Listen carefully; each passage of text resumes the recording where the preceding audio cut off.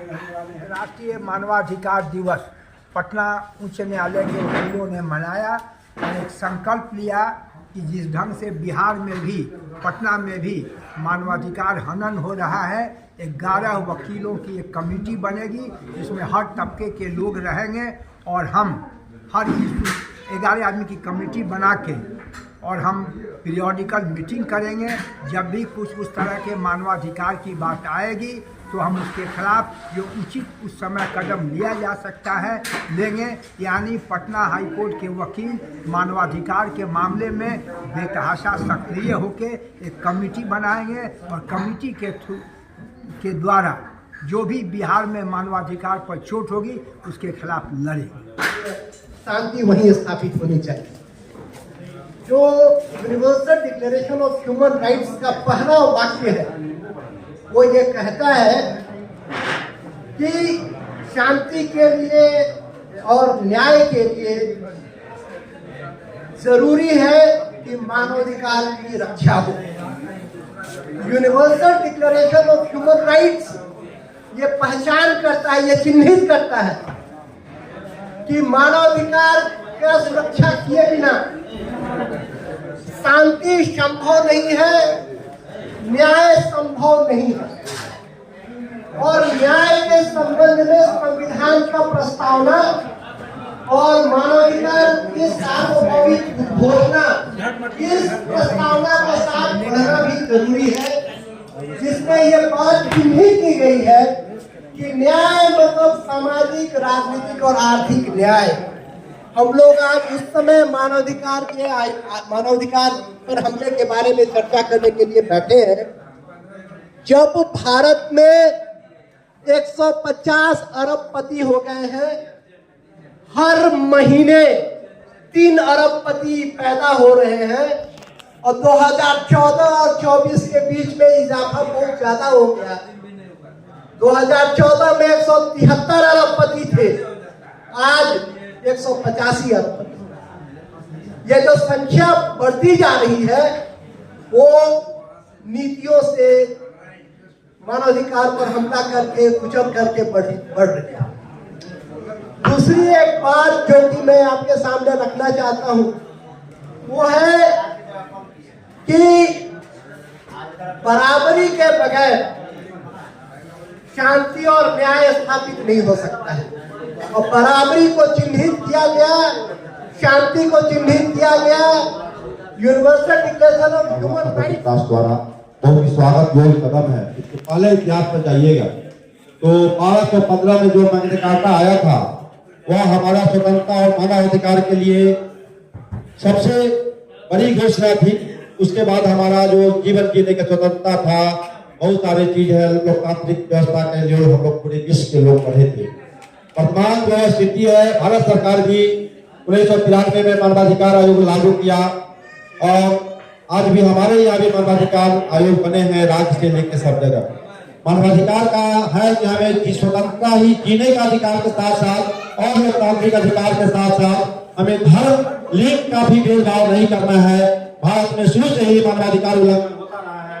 हमारे धर्म में भी देखे होइएगा, जिस तरह से महिलाओं को पहले जलाया जाता था सती के रूप में, वह बहुत ही दुर्भाग्यपूर्ण था, मानवाधिकार के विरोध था। लेकिन धीरे धीरे इसका सुधार हुआ और अभी अब देखे होइएगा जम्मू कश्मीर में भी 1989 में जिस तरह से कश्मीरी पंडितों के साथ हुआ, अभी मणिपुर में जो हिंसा कांड हुआ, वर्तमान सरकार में जिस तरह से जाति विशेष के लोगों का हमले हो रहे हैं, धर्म के नाम पर हमले हो रहे हैं, हमारी संवैधानिक अधिकारों को टूटा जा रहा है, लोकतांत्रिक मूल्यों को तुरंत किया जा रहा है, यह बहुत चिंता की।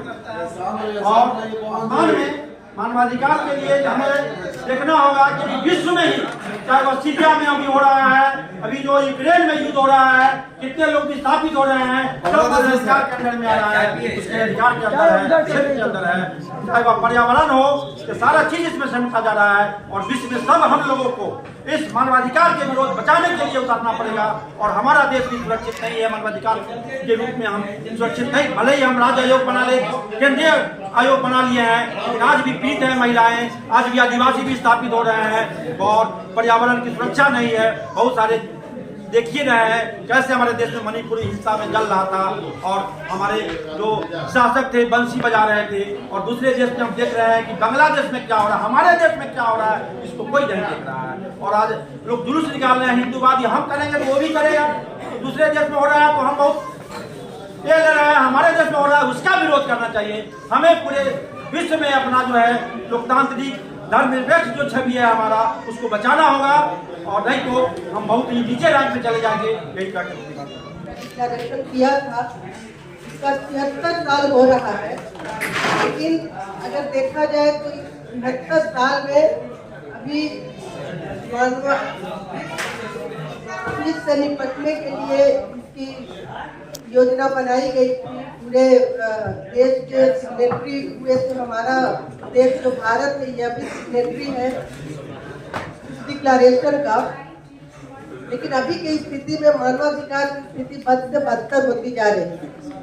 आप विश्व के लेवल पर देखें तो इजराइल के द्वारा, जिसको कि बड़े बड़े देशों का समर्थन प्राप्त है, फिलिस्तीन में किस तरह से कहर पर पाया जा रहा है।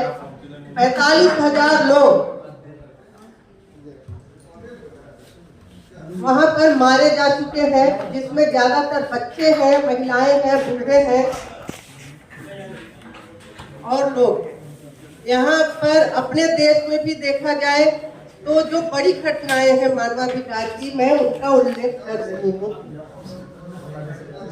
यहाँ भी मणिपुर में बहुत सारे लोग, कई हजार लोग, 60-70 हजार लोग विस्थापित हो गए अपने घरों से।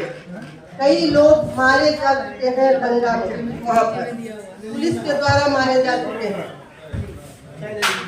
जम्मू कश्मीर की बात अगर हम करते हैं तो वहाँ भी अभी जब से यूनियन टेरिटरी बना है तब से अभी चुनाव भी हो गया वहाँ पर, लेकिन उसके बावजूद वहाँ पर और सरकार के दावे के बावजूद कि वहाँ पर शांति बहाल है, न तो वहाँ पर शांति बहाल है, लोगों को फ्रीडम ऑफ एक्सप्रेशन तक नहीं है, ना ही वहाँ पर एसोसिएशन करने का अधिकार वहाँ पर लोगों को है।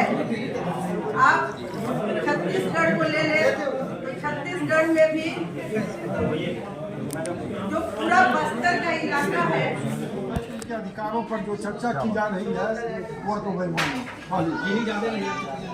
दूसरी बात कि मानवाधिकारों पर आप चर्चा करते जाइए और मानव अधिकार जो है आपके संकुचित होते चले जाएंगे। इसलिए ह्यूमन राइट्स कमीशन भी बना दिया गया।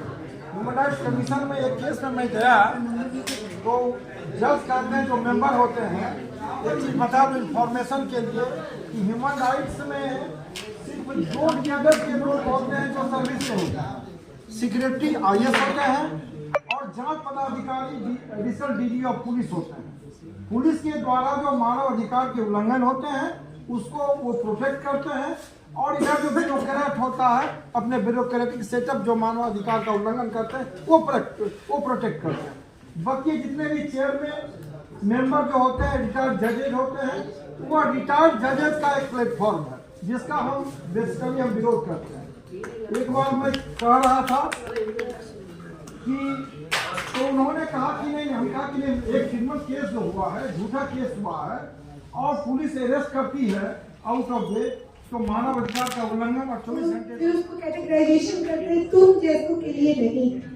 जैसे कि अगर कुछ अधिकार दिया गया है मानव को, औरतों को, तो फिर जब उनका अधिकार छीना जाता है तो जब हम कहते हैं कि चाहे धर्म से हो या कैसे भी, जब गलत चीज समाज में होती है तो जब आवाज उठाया जाता है तो लोग कहते हैं कि तुम जैसी औरतों के लिए नहीं, तो वहाँ कैटेगराइजेशन हो जाता है।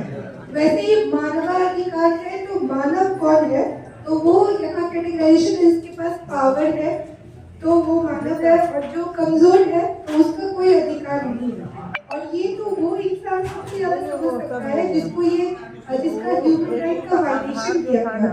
तो वो जब जितनी भी अथॉरिटीज है सबके पास जाता है तो वो पूरा फ्रस्ट्रेटिंग एनवायरनमेंट रहता है, उसको वो झेलता है और उसके बाद हर जगह उसको अपना हनन, चाहे कोर्ट कचहरी हो चाहे पुलिस हो, हर जगह प्रभाव कैसा चलता है तो उसके मानव होने पे नहीं है, तो अदर फैक्टर्स पे उसको वो किया जाता है। और विश्व की बात कर रहे हैं तो मेन है कि सोच ही गलत है लोगों का, तो फिर कुछ हो ही नहीं सकता। जब हाई लेवल पे भी देखिए तो वॉर्स हो रहे हैं या कुछ भी हो रहा है, तो वो इस पे है ही नहीं कि protection of rights of people होना चाहिए। लोगों को बस है कि हम पावर और पैसे के पीछे सब भाग रहे हैं, बस उसकी वजह से जितना भी ग्राउंड में देख रहे हैं सब फेल हो जा रहा है। ह्यूमैनिटी है ही।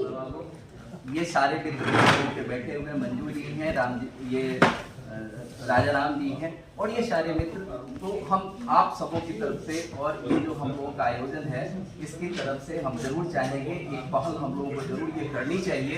और यदि हम लोग इस दिशा में सकारात्मक पहल करते हैं, प्रस्ताव लेकर के फिर आगे हम लोग इसको आगे ले जाते हैं, तो निश्चित रूप से ये अच्छी उपलब्धि होगी। आप सब हम लोगों के सहभागी बने, आपको बहुत बहुत धन्यवाद। इसी के साथ बेनिफिट टीवी का वीडियो आपको पसंद आया तो चैनल को सब्सक्राइब करें और वीडियो को लाइक करें, ज्यादा से ज्यादा लोगों तक वीडियो